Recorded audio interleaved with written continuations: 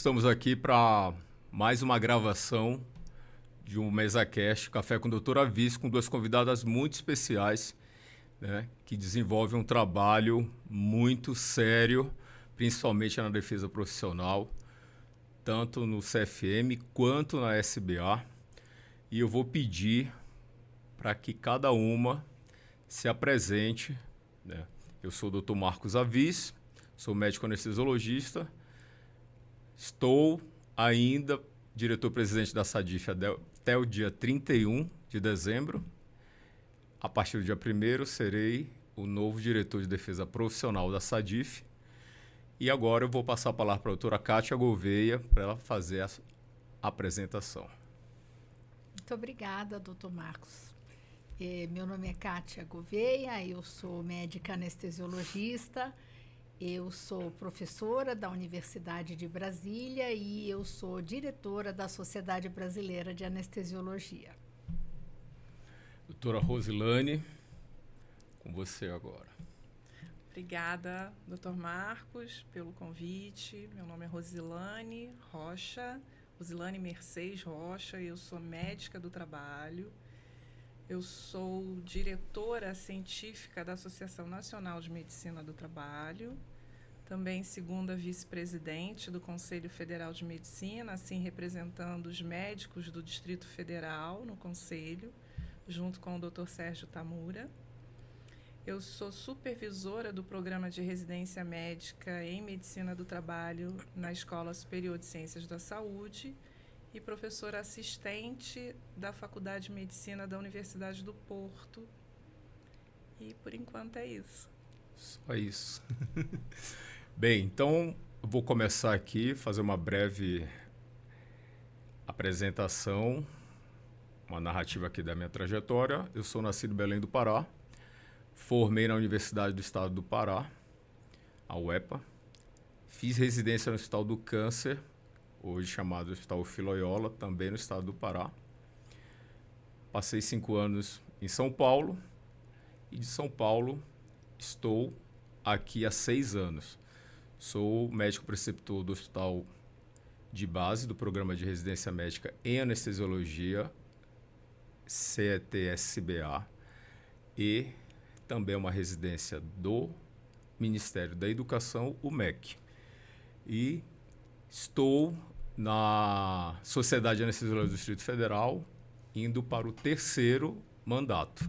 Comecei como diretor administrativo, ainda estou diretor-presidente e, como eu falei anteriormente, serei o novo diretor de defesa profissional. Doutora Kátia. Sou filha do Distrito Federal, sou filha de Brasília. Eu nasci aqui em Brasília, eu estudei medicina, me graduei em medicina na Universidade de Brasília, fiz residência médica em anestesiologia na Universidade de Brasília, fiz minha pós-graduação, o meu mestrado na Universidade de Brasília e hoje eu sou a supervisora do programa de residência médica em anestesiologia da Universidade de Brasília. E é um centro que é credenciado também pela Sociedade Brasileira de Anestesiologia. Então, lá eu sou responsável por esse centro de ensino e treinamento. Além disso, eu fui diretora científica da Sociedade de Anestesiologia do Distrito Federal e logo em seguida eu passei a trabalhar nas comissões da Sociedade Brasileira de Anestesiologia. Eu fui da Comissão de Educação Continuada da SBA. Eu trabalhava na banca da prova do título de especialista em anestesiologia, a banca do TEA. Fui presidente dessa banca por 2 anos seguidos e depois eu fui convidada a fazer parte da diretoria da Sociedade Brasileira de Anestesiologia, onde eu fui diretora do departamento administrativo, sou diretora de Relações Internacionais, estou terminando esse mandato e fui recentemente eleita como diretora vice-presidente da SBA para o próximo ano. Doutora Rosilane. Muito bem, eu sou carioca, eu fiz toda a minha formação no Rio de Janeiro, eu me graduei na Unirio, que é a Universidade Federal do Estado do Rio de Janeiro. Eu fiz cirurgia geral e cirurgia vascular. Tive o prazer, a oportunidade de operar bastante. Eu fiz cirurgia de trauma no Rio de Janeiro. Eu vim para Brasília em 2003 por uma condição de trabalho do meu marido. E aqui me apaixonei por Brasília, que me adotou de uma forma muito carinhosa, especial a mim, aos meus filhos e ao meu marido. E aí aqui eu fiquei. Eu fiz também medicina do trabalho, e quando cheguei aqui, eu fiquei durante algum tempo no consultório, fazendo cirurgias, e foi muito gratificante. Só que quando eu fiz o concurso para a Secretaria de Saúde, os meus filhos eram muito pequenininhos, né? Tinha 1 ano mais novo, e com medo de fazer o concurso para cirurgia e não ter um suporte aqui familiar, enfim. Eu achei melhor fazer para a medicina do trabalho. Eu passei, fui logo nomeada e tomei posse. E aí a vida é um imponderável, né? Foi me empurrando para essa área da saúde do trabalhador. Eu assumi a coordenação de saúde do servidor do Distrito Federal. E aí ficou inviável me dedicar a esse trabalho e continuar com o consultório operando por uma questão realmente de incompatibilidade de tempo. E aí eu parei de operar e fiquei apenas atuando na área da medicina do trabalho e da perícia médica. Eu fiz também doutorado em bioética pela Universidade do Porto, foi validado pela UNB. Eu fui presidente da Associação Nacional de Medicina do Trabalho de 2020 até 2022. Tive a oportunidade, dentro da Associação Nacional de Medicina do Trabalho, de ocupar o cargo de vice-presidente Centro-Oeste, depois de presidente, depois de diretora de Ética e Legislação, e também agora já como diretora científica. Fui eleita para o Conselho Federal de Medicina junto com o Dr. Sérgio Tamura em 2014. Desde lá a gente vem desenvolvendo um trabalho dentro do Conselho Federal de Medicina, muito importante, muito exitoso. Eu sempre falo que dentro da associação, dentro do conselho, você precisa de uma curva de aprendizado. Muitas vezes a gente fala 5 anos é muito. Eu pensava até mesmo antes de entrar, 10 anos é muito, mas você precisa construir uma linha de conhecimento, uma curva de conhecimento, de maturidade. O Conselho Federal de Medicina é extremamente importante para nós, para o Brasil. É a maior entidade médica reguladora do mundo. E todos nós devemos ter muito orgulho do Conselho Federal de Medicina, do sistema conselhal, porque o trabalho é grandioso e a medicina passa por uma situação difícil, mas seria muito mais trágico se nós não tivéssemos as nossas entidades médicas. É isso. Obrigado. E já que a gente falou em ensino, muita coisa mudou, né? Eu tive a oportunidade de viver em Belém do Pará numa época que não tinha faculdade particular de medicina. Eu terminei a faculdade e só depois de 5 anos foi que teve o primeiro vestibular da primeira faculdade de medicina em Belém. Hoje já tem várias, mas eu queria, doutora Rosilane, você falasse como você está vendo o ensino médio hoje no Brasil. As universidades que já estão bem estabelecidas, que realmente têm compromisso com a formação do médico, elas têm feito um trabalho, uma entrega importante de um ensino de qualidade, porque também privilegiaram a escolha dos professores, dos docentes médicos bem formados, com mestrado, doutorado.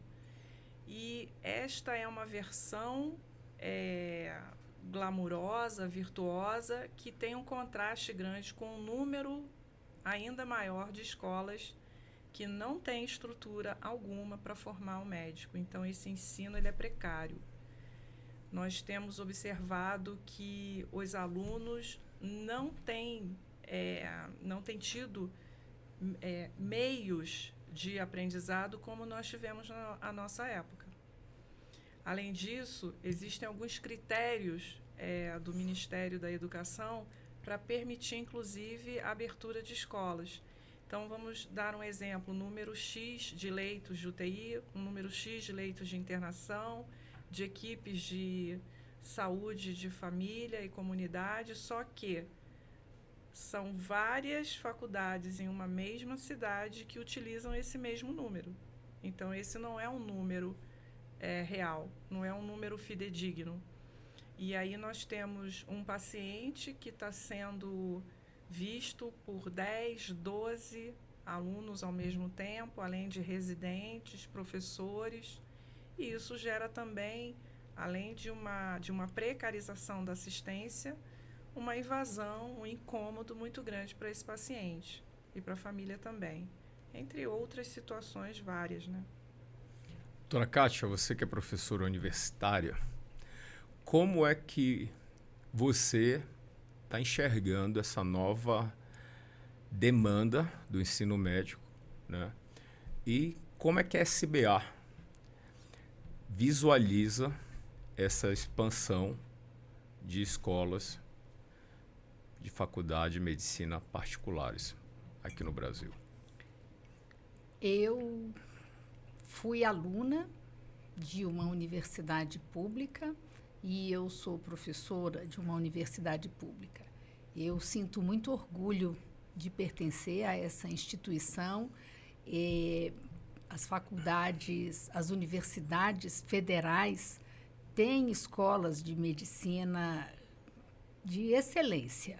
A formação continua ainda muito boa. O problema que nós vemos é a desvalorização e o baixo salário dos professores. Isso é um desestímulo à continuidade dessas faculdades de medicina com um nível de formação tão bom. Por outro lado, tem aumentado muito, todos falam muito sobre isso tem sido muito discutido, sobre o aumento das faculdades de medicina sem infraestrutura, como a doutora Rosilane acabou de nos dizer, com uma formação realmente que deixa muito a desejar, com médicos inseguros e muito apegados a protocolos e não a um conhecimento aprofundado. Além disso, a aquisição das habilidades técnicas e habilidades não técnicas também, por conta dessa falta de cenário de prática, deixa a desejar. A Sociedade Brasileira de Anestesiologia apoia as iniciativas do Conselho Federal de Medicina na busca por uma melhoria das condições de ensino da medicina no Brasil. Concordo também com tudo que vocês falaram, mas me preocupa muito com esse excesso de profissionais com uma formação deficitária. Qual as repercussões, na opinião de vocês, para a sociedade brasileira? Doutora Rosilane. Exatamente o que nós estamos testemunhando. Infelizmente, são pacientes que estão morrendo em função de erros provocados por profissionais médicos que têm uma formação deficitária. E essa é uma situação de responsabilidade do Ministério da Educação, porque as escolas médicas, elas recebem autorização de abertura do MEC, elas recebem autorização de aumento de vagas do MEC. Nós temos hoje mais escolas médicas do que todos os países, à exceção da Índia. Nós estamos aí em segundo lugar, atrás da Índia, colocando quase 50 mil, hoje um pouco mais de 45 mil médicos por ano no mercado.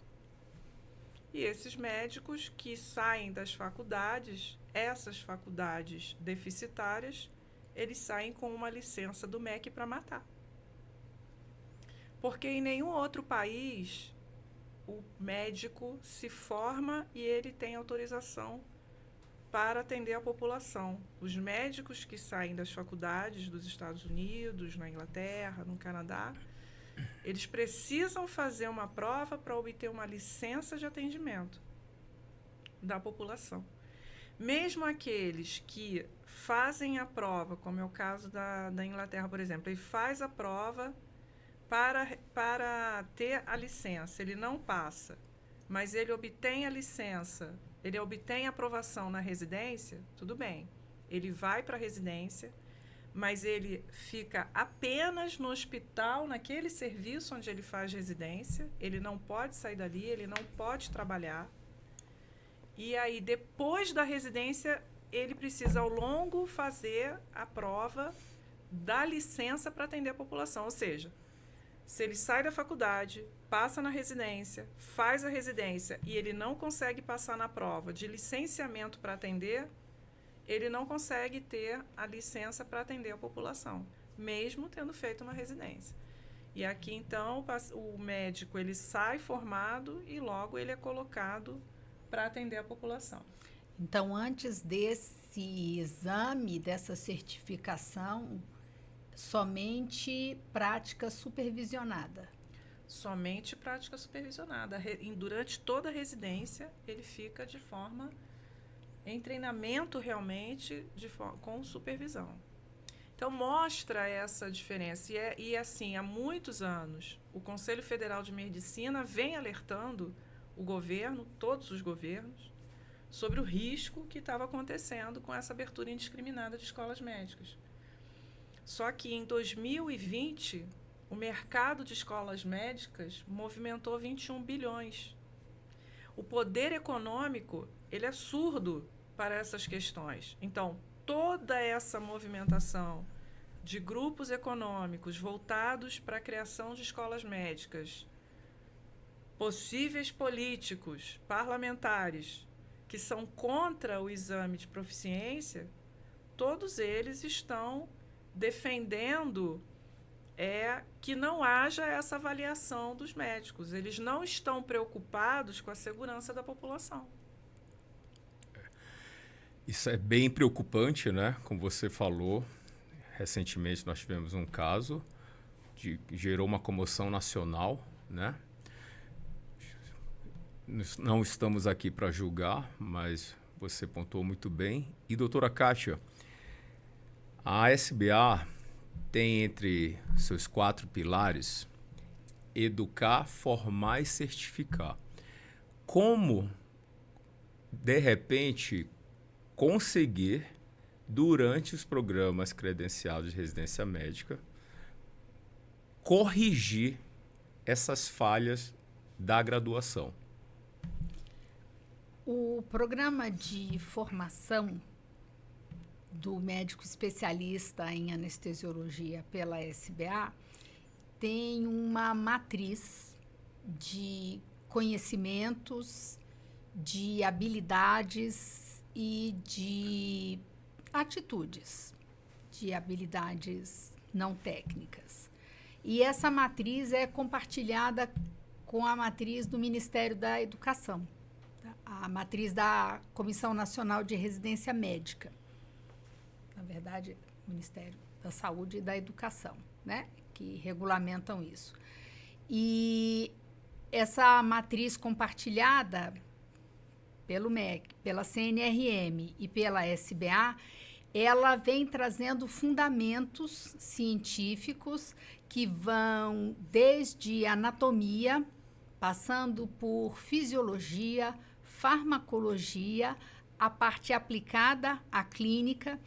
Então, nós consideramos que é uma formação para um conhecimento profundo sobre todos os aspectos relacionados à anestesiologia. Okay. Com isso, nós conseguimos suprir, né, possíveis lacunas de conhecimento, porém, o médico que passa a fazer parte de um programa de formação da SBA ou do programa de residência médica da CNRM, já passou por uma prova, já passou por um processo seletivo, então são pessoas que já vêm melhor preparadas. Então, nós conseguimos melhorar ainda mais. A percepção que eu tenho como preceptor na residência de anestesia do Hospital de Base é que o egresso da faculdade pública, ele chega melhor preparado. E, com o tempo, a turma, devido a essa matriz que a doutora Kátia falou, você consegue ir igualando, né? Principalmente com quem se engaja, com quem quer realmente aprender. Mas a percepção, ela é... Claro que existem exceções, mas o que eu observo é que algumas faculdades particulares de medicina, elas não preparam em coisas básicas, né? Principalmente aquelas que não têm, de repente, um ambulatório, né? A doutora Rosilane já falou, bem sólido, né? Para que realmente o aluno treine, né? Com professores que estão ali dedicados também no ensino, né? Porque a gente precisa do mestre, né? Um mestre dedicado, um mestre com competência técnica. E hoje, muito, a doutora Kátia acabou de falar, treinar também já na graduação as competências não técnicas, né? As famosas soft skills. E agora, nós vamos para o bloco do famoso, que inclusive já está sendo comparado, né, com a AB da medicina, que é o projeto de lei do senador astronauta Marcos Pontes, que é o 2.294 de 2024, o Profimed. Então, doutora Rosilane, qual a importância, e você que está muito engajada junto com os outros conselheiros e o nosso presidente, doutor Irã, do Conselho Federal de Medicina, teve alguma alteração do projeto de lei inicial? Agora sabemos que entraram algumas emendas que foram propostas, né? E, no meu entendimento, ele está bem estruturado, né? Com o ENAMED fazendo parte do que está agora em pauta para a votação. Sim. O texto ele foi modificado desde o início da proposta do senador astronauta Marcos Pontes, que fez um brilhante trabalho trazendo esse PL, mas foi uma construção em consenso entre a própria assessoria, o próprio senador Marcos Pontes, o senador Irã Gonçalves e também o governo. Porque em todos os momentos o relator, que é o senador Irã Gonçalves, ele soube conversar bastante com o governo, com o senador Rogério Carvalho principalmente, né? Com o senador astronauta Marcos Pontes, com o Conselho Federal de Medicina, enfim. O senador, de forma democrática, ele buscou ouvir a todos. E trouxe um ponto de preocupação deles, que seria o que fazer com esses médicos que seriam egressos da faculdade, mas não teriam aprovação no Profimed. O que vai acontecer com eles? Então, isso entrou para o projeto de lei.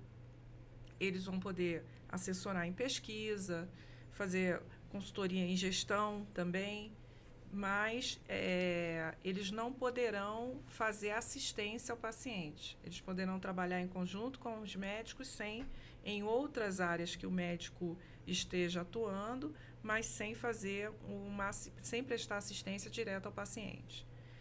Além disso, eles vão ter um registro no Conselho Regional de Medicina, porque nós precisamos ter um certo controle sobre essa população, coisa que não aconteceu no Mais Médicos. Então, eles ficaram soltos e a gente não sabe o que aconteceu com aqueles médicos que estavam atuando. A gente não tinha nenhum tipo de controle e monitoramento sobre eles. A outra questão importante é que o próprio ENAMED hoje ele existe por força de portaria. Ele não existe em lei.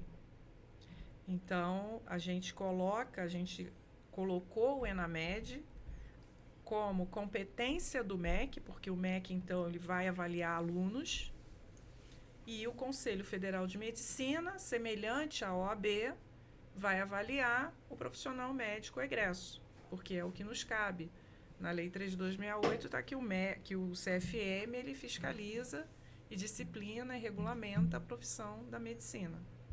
Bem, isso daí é algo que o governo não aceita, que o Conselho Federal de Medicina aplique a prova. Mas quem forma, quem está ali formando, não pode avaliar quem saiu da sua formação. É mais ou menos assim. Quem compra não paga, quem paga não audita. Quem está formando o aluno vai formar o aluno, vai avaliar durante a formação, mas ele não pode avaliar aquele produto final. O produto final cabe ao Conselho Federal de Medicina. Assim acontece com o direito, assim acontece com a contabilidade. Então, com a medicina não poderia ser diferente. Além do mais, recentemente, o ENAMED teve 10%, de 100 questões, 10% foram anuladas. Das questões anuladas, 3 foram repetidas da prova do Revalida.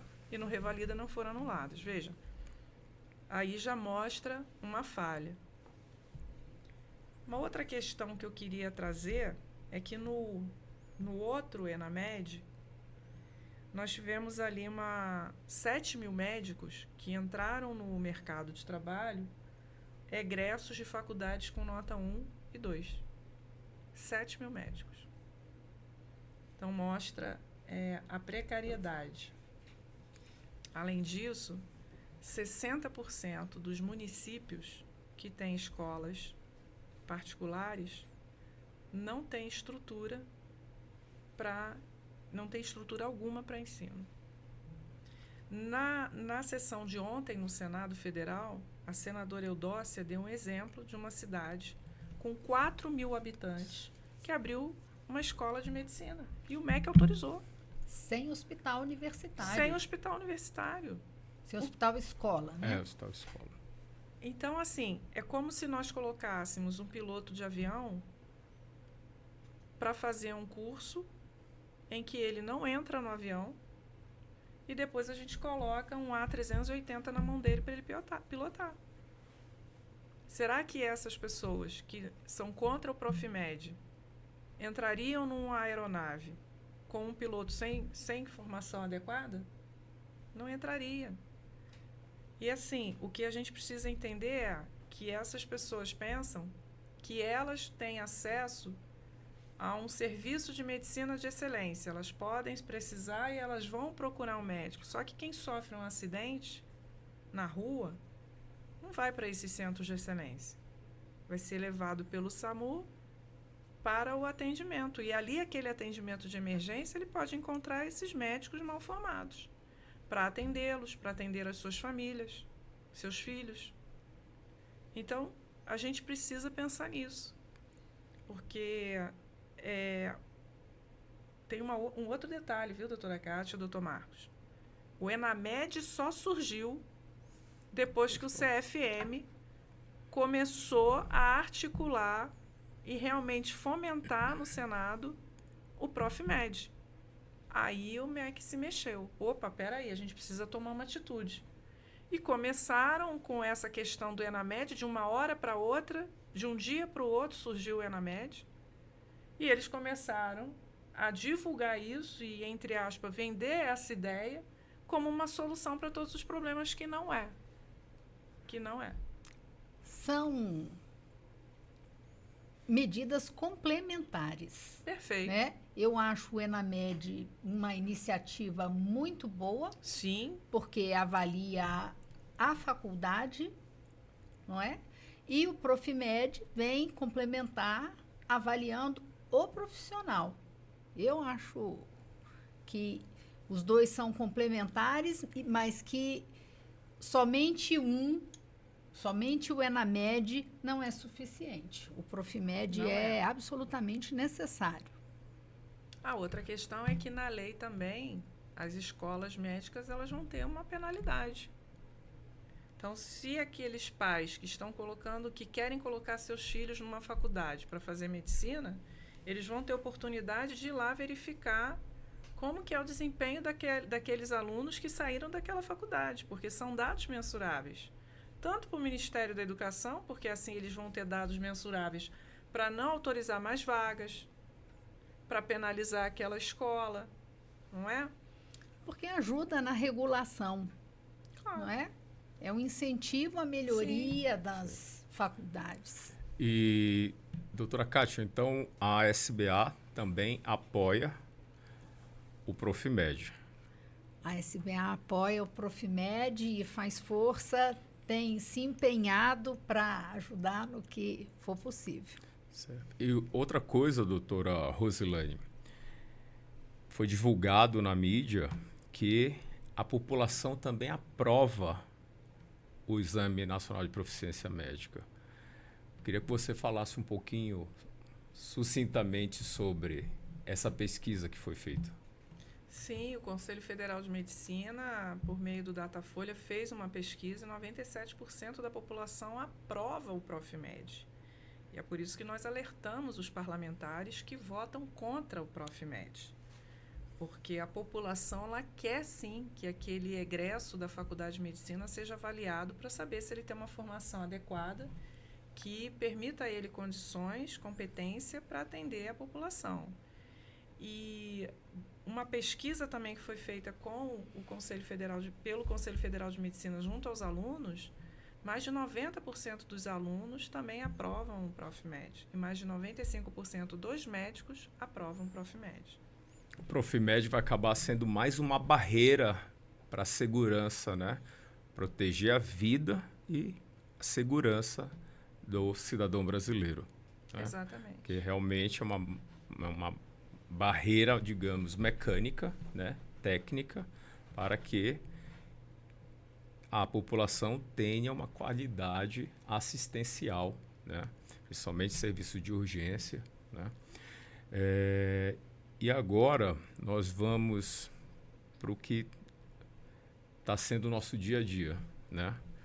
Invasão do ato médico, os novos clubes médicos que estão surgindo, né?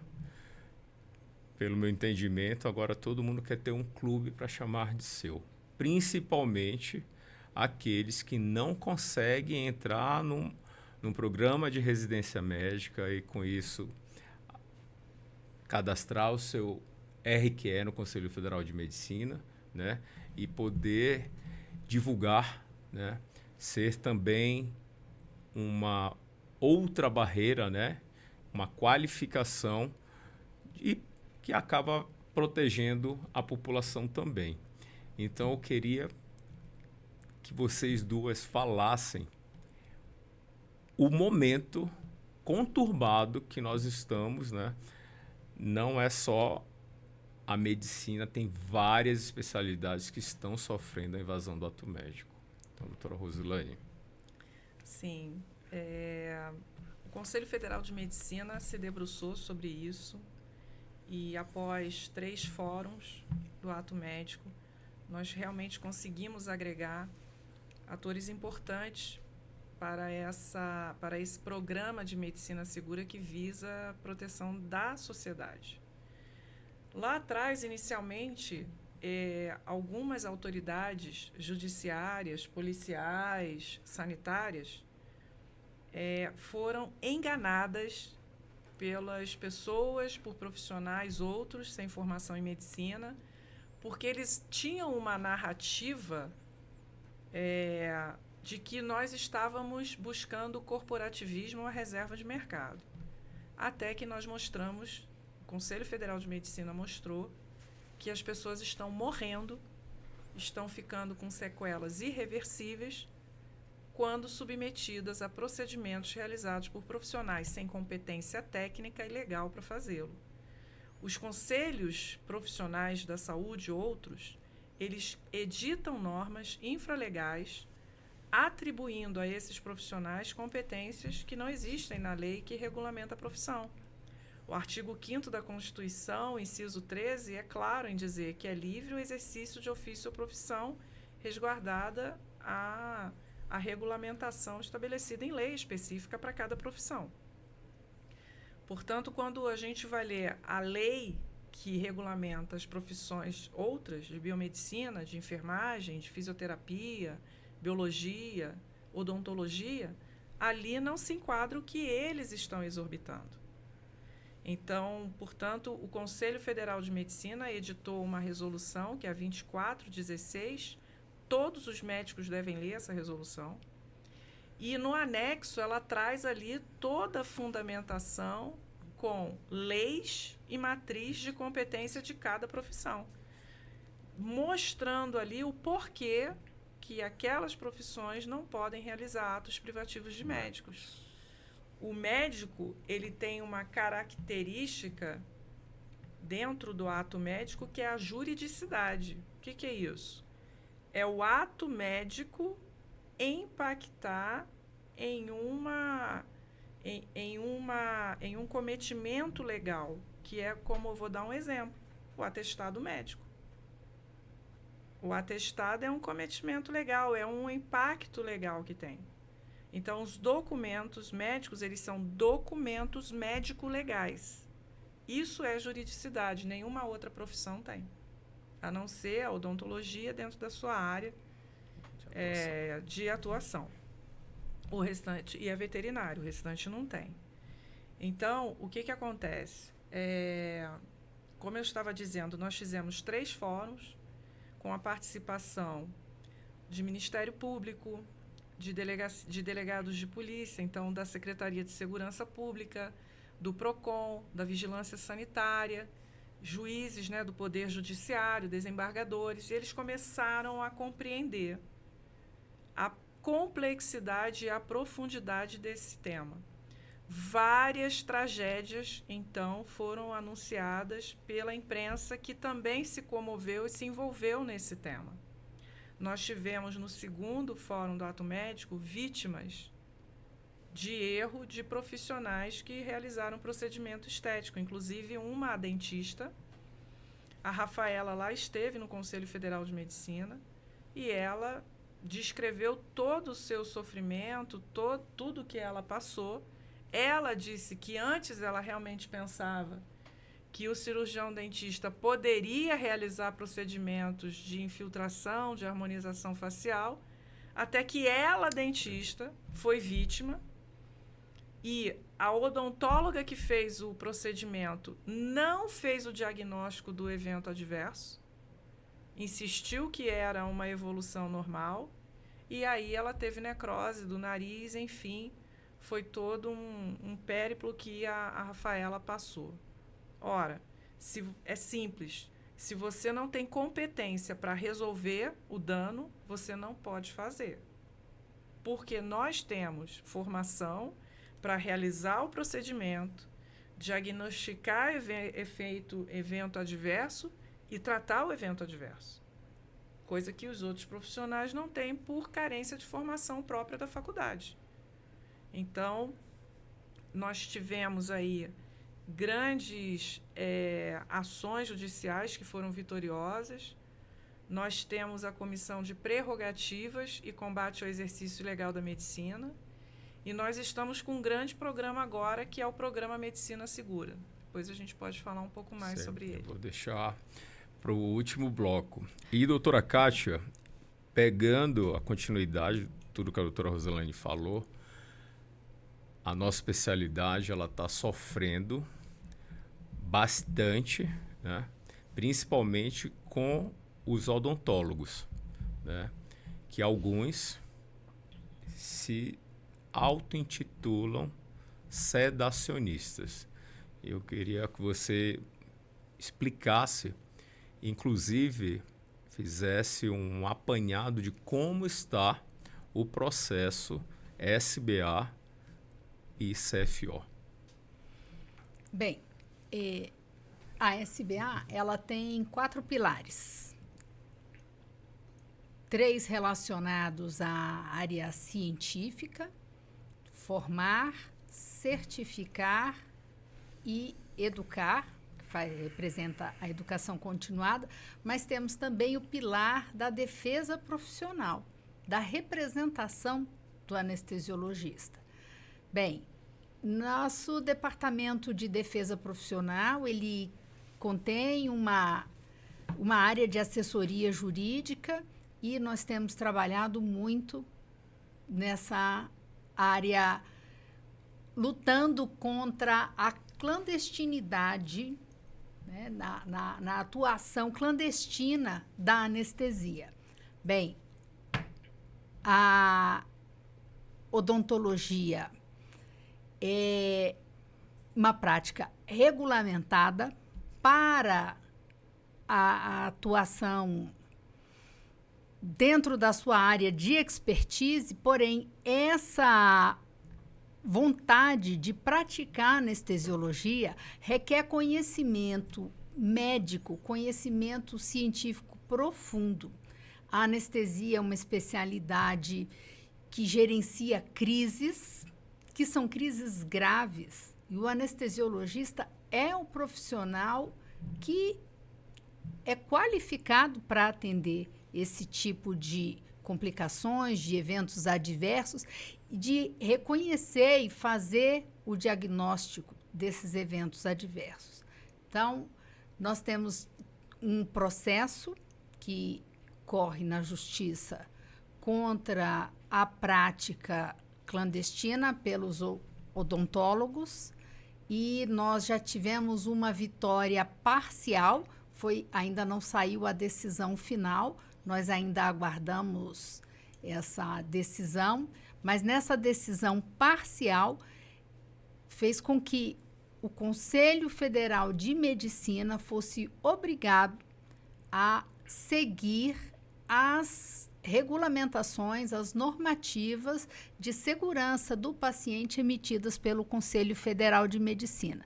Lá pelo Conselho Federal de Medicina, nós temos todas as resoluções que tratam sobre a prática da anestesia segura, bem regulamentada, infraestrutura, equipamentos, materiais, qualificação do profissional que realiza esse tipo de procedimento, sedação e anestesia.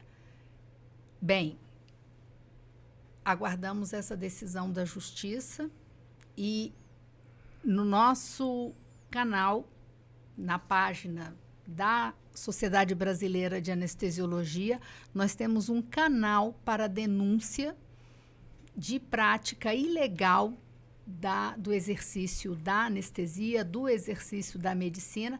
Nosso Departamento de Defesa Profissional, então, faz essa recepção da queixa e encaminha para o jurídico. Muito bom.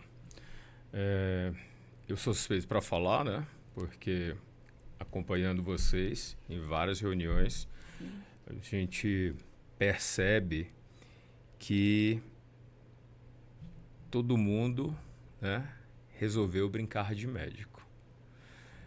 E a população, não sei se por falta de conhecimento, se por falta de querer ter esse conhecimento, se por a questão de precificação, né, ela acaba correndo risco, né? E a gente tem visto vários casos, né? E é muito doloroso assim nós acabarmos mostrando isso em cima do sofrimento de uma família, de uma vítima, né? A doutora Rosilane falou, saíram várias matérias agora, né? Inclusive de colegas odontólogos que estão sendo apenados, né, por invadirem o ato médico. E, doutora Rosilane, você falou da tecnologia e eu sei que você é muito engajada nesse projeto do Conselho Federal de Medicina. E o que eu tive conhecimento é que ele é um robô, uma inteligência artificial que está buscando rastrear, né, possíveis falsos profissionais que estão fazendo o exercício ilegal da medicina. Então, eu gostaria que você nos desse o que é esse projeto. O projeto realmente ele está integrado na inteligência artificial, que é um projeto de inovação tecnológica maior dentro do Conselho Federal de Medicina. E dentre vários trabalhos, dentre vários processos com inteligência artificial, um deles é exatamente buscar em todas as mídias profissionais que não são médicos, mas que estão realizando atos privativos de médico, inclusive se identificando nas redes sociais como se médico fossem. Então, essa parte é para buscar o exercício ilegal da medicina mesmo. O programa Medicina Segura, ele inovou também trazendo um sistema, uma plataforma, que o médico ele vai acessar e ele tem ali dados de segurança e anonimização também, em que ele vai colocar ali todos os dados daquele paciente que ele está atendendo vítima de um dano provocado por um profissional não médico. Inclusive, esta era uma demanda antiga, porque quando o médico ele vai atender um paciente que já chega com uma lesão, com uma sequela, ele fica, de certa forma, receoso de que, ao final, o paciente não fique satisfeito com o procedimento, porque não vai ficar 100% como era antes, e também venha, por exemplo, abrir um processo de uma ação judicial contra o médico. Então, a partir do momento que o médico ele tira a foto, ele filma, ele registra, ele preenche a plataforma, tem vários dados ali, e em várias especialidades. Tem na anestesia, tem na cirurgia geral, tem na dermato, na plástica, na oftalmo, tem em todas as especialidades. Ele vai poder entrar, identificar o paciente, identificar a especialidade, qual foi o procedimento, mais ou menos o prazo em que aconteceu, detalhadamente, isso vai levar uns 10 minutos, qual foi o profissional que realizou o procedimento, ele vai poder anexar foto e filme, e aquilo ali, quando ele envia, vai direto para o CFM, do CFM para o CRM do Estado. E, a partir dali, vai deflagrar várias medidas que serão adotadas junto ao Ministério Público, à Delegacia, à Vigilância Sanitária, ao PROCON. E isso aí tudo é de uma forma padronizada. O Dr. Marcos falou sobre a questão do paciente, que muitas vezes ele procura um profissional pelo preço mais baixo, enfim. Mas esses profissionais, eles estão se vestindo com jaleco branco, colocando DR à frente do nome como se fosse doutor, e nós encontramos vários pacientes que falam, não, eu pensava que era médico.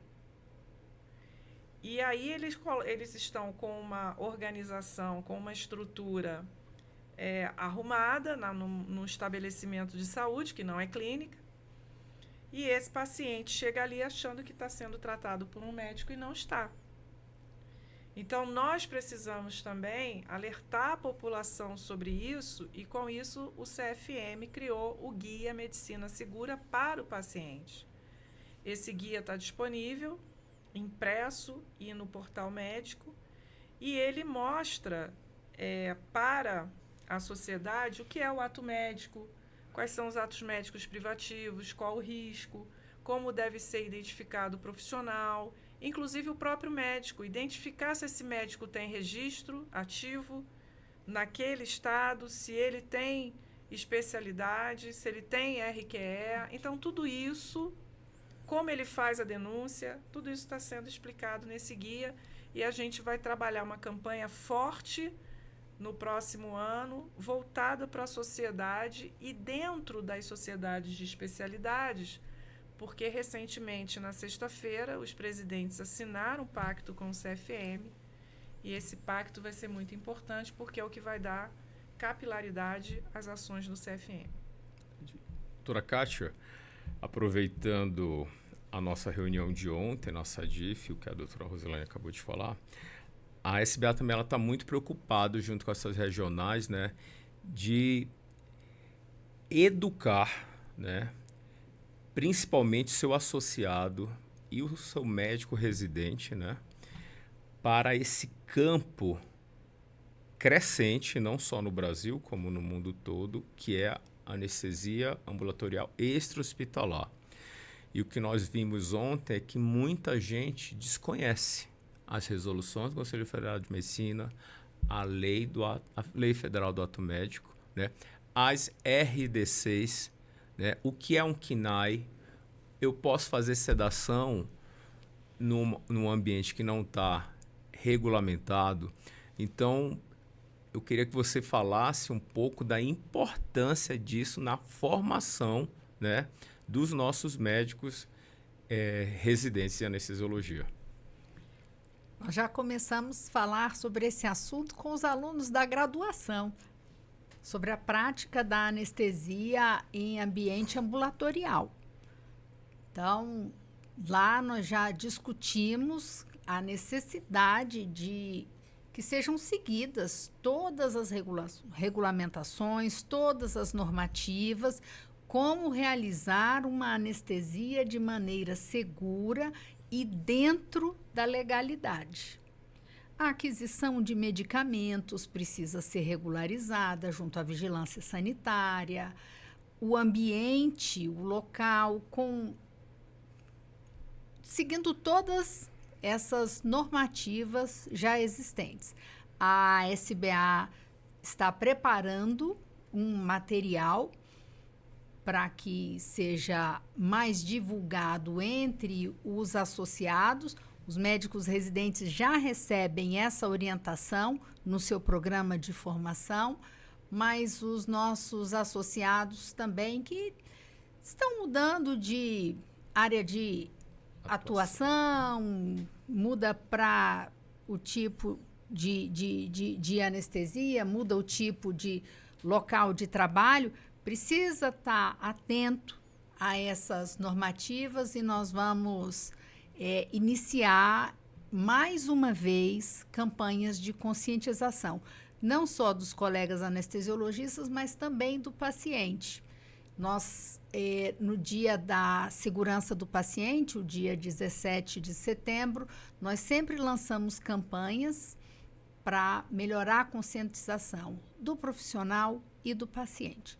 Estamos trabalhando juntos. Eu acredito que tudo, não só para a nossa profissão, né, mas para o Brasil todo, é trabalhar a base da educação, né? Com isso, um paciente bem informado, ele fica mais protegido de cair, né, numa cilada, né, com um profissional não habilitado, né, e com isso ter mais convicção de que aquele profissional que ele buscou não é só resultado, como tem muita gente que busca resultado, mas busca informações, né? Hoje a internet tem Google, tem inteligência artificial, né? Você coloca o nome do profissional, vem a vida dele completa, né? E caminhando agora já para o final do nosso MesaCast, eu queria que a doutora Rosilane falasse como o Conselho Federal de Medicina visualiza o futuro da nossa profissão. Empreendedor, nós temos construído resoluções que abrem mercado de trabalho para o médico do trabalho. Para o médico em geral, né? Abre mercado de trabalho para os médicos. E como a resolução, por exemplo, de publicidade. Acho que os médicos, a gente vai precisar trabalhar mais para que os médicos consigam ler e compreender as resoluções. Tem algo que me incomoda muito, que às vezes uma profissão, um conselho profissional de outra profissão de saúde lança uma resolução, imediatamente eu recebo assim umas 10 mensagens com aquela resolução. Mas o Conselho Federal de Medicina publica uma resolução de extrema importância e relevância E o médico, quando eu vou fazer uma palestra, eu pergunto quem é que conhece aquela resolução e ninguém conhece. Então, assim, resolução de publicidade, a resolução de auditoria agora, os planos de saúde estavam colocando profissionais que não são médicos para fazer auditoria. E nós criamos uma resolução que protege o médico auditor, o médico assistente e, sobretudo, o paciente. E por isso os planos de saúde ficaram tão, não é revoltados, mas assim, tão insatisfeitos com a resolução de auditoria. A resolução de auditoria, ela valoriza o ato médico e ela protege o paciente. Então, o Conselho Federal de Medicina tem trabalhado a todo instante para buscar colocar o médico como protagonista. E nós estamos também num procedimento agora de educação continuada e de nos aproximarmos mais das escolas, mais das sociedades, para que a gente possa levar para os médicos esse conhecimento.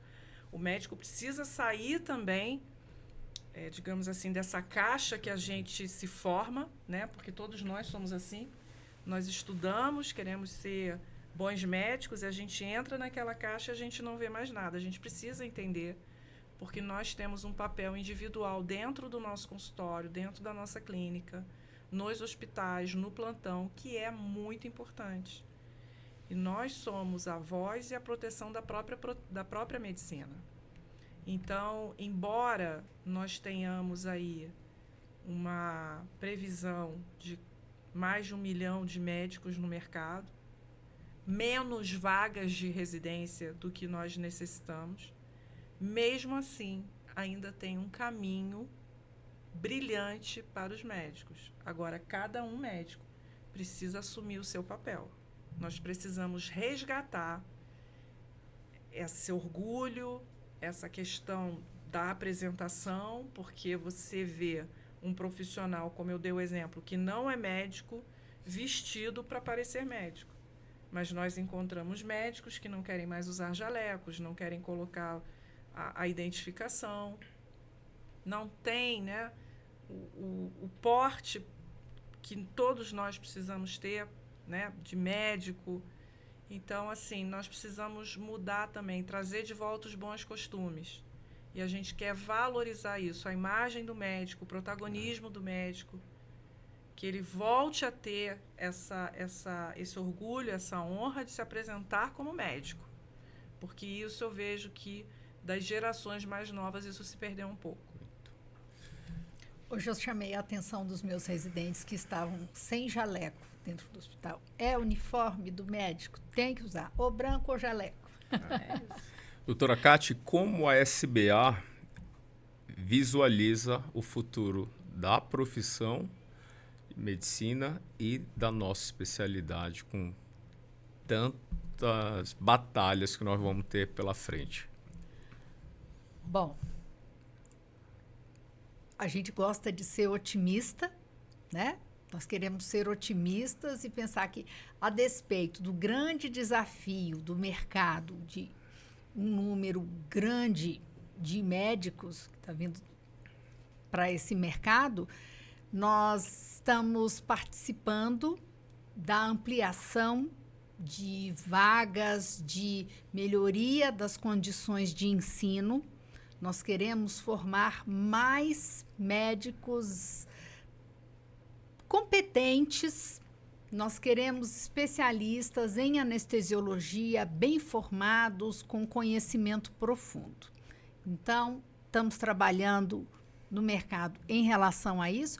Nós vemos que o número de pacientes que são submetidos à cirurgia só aumenta, nós precisamos também aumentar o número de anestesiologistas, mas que eles precisam ser bem formados.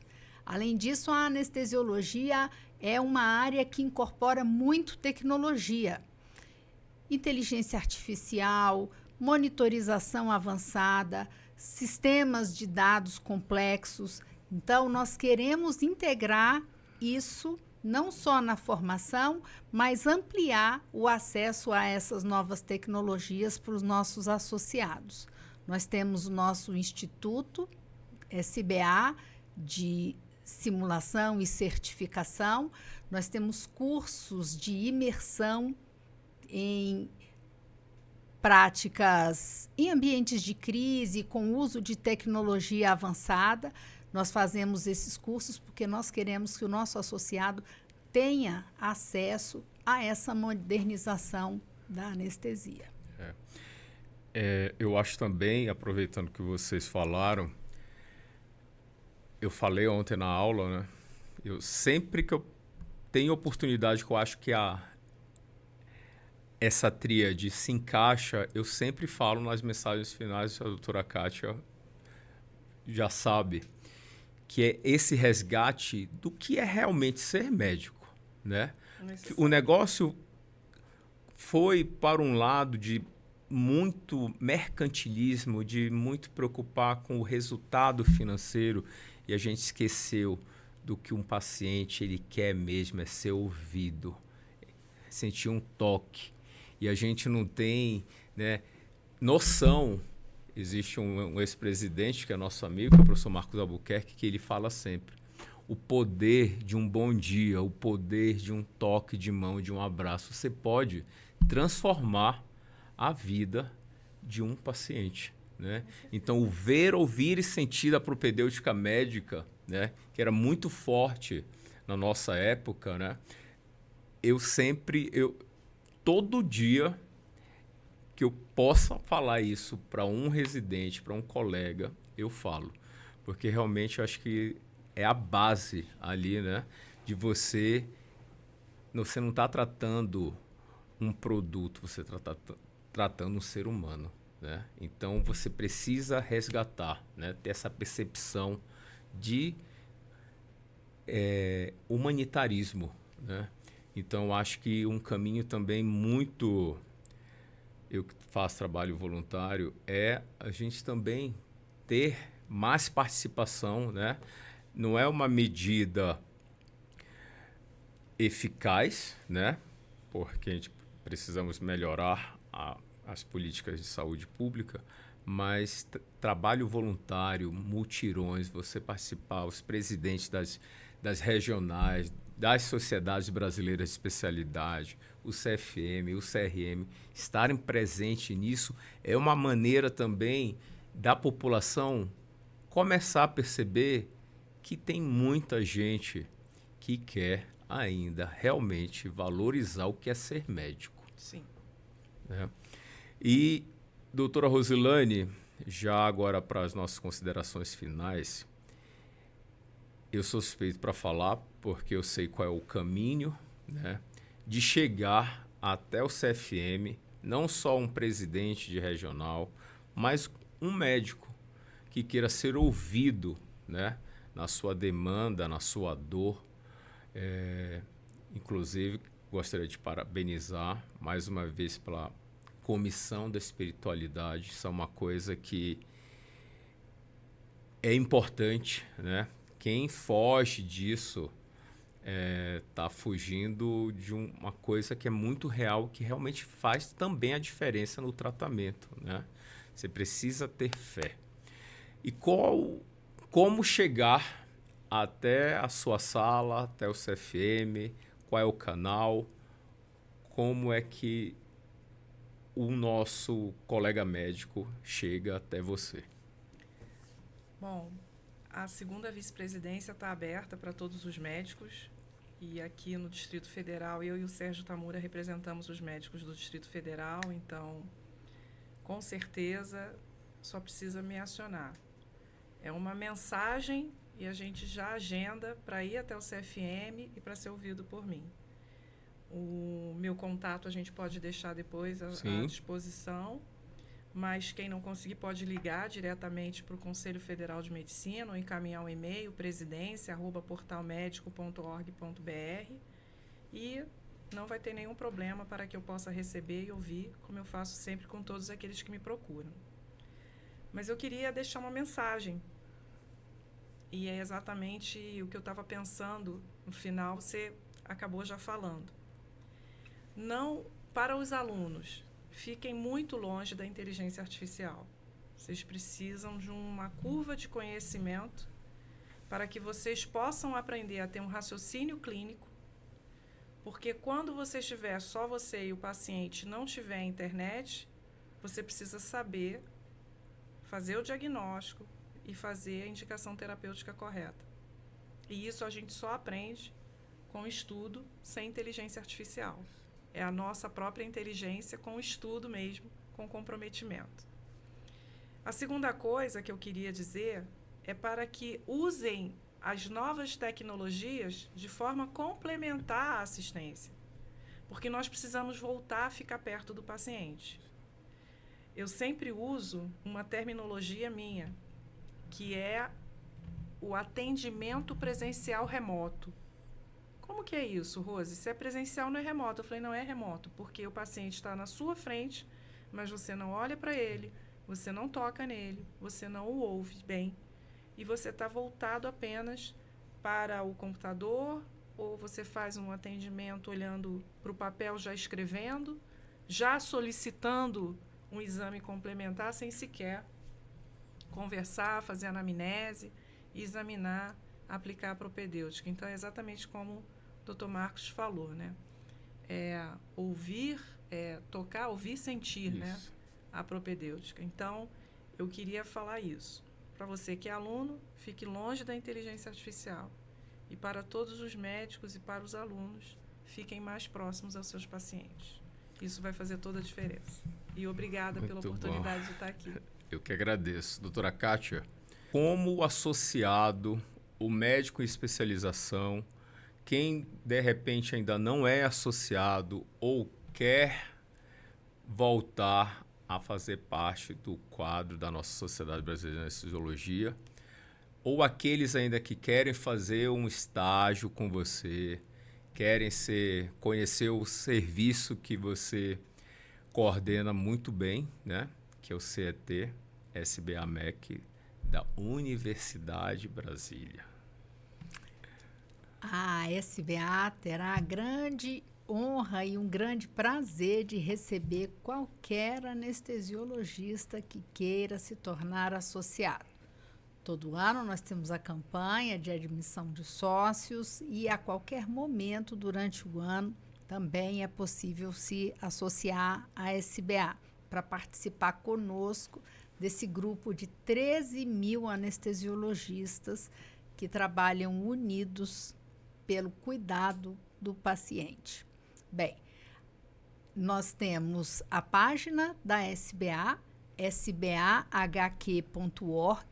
e lá tem todos os canais para fazer contato com qualquer um dos diretores, inclusive com o presidente da SBA. Estou também disponível lá no Centro Cirúrgico da Universidade de Brasília, no Hospital Universitário da Universidade de Brasília, e nós estamos sempre disponíveis